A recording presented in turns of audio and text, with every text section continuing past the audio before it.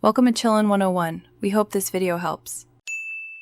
You start by locking the concept and collecting assets. This saves time later.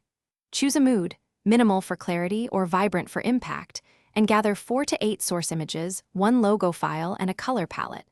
Make sure to use the correct resolution, for example 1920 by 1080 for desktop or your phone's native size.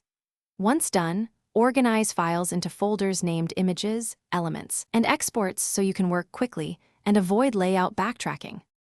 Next, you construct the composition and refine the visual hierarchy. Start by filling the canvas with a base color or subtle gradient, then place a primary image using center or rule of thirds placement so the subject reads well behind icons. Use masks to remove distractions and blend modes to merge layers naturally. Add 1 or 2 adjustment layers for color and contrast. Make sure to test legibility versus app icons and desktop text, and tweak opacity until the balance feels intentional. Finish by exporting and validating the wallpaper across devices. Export a PNG or high-quality JPG and save the layered source file for edits. Then install and test on the target device to check cropping, safe zones, and icon legibility.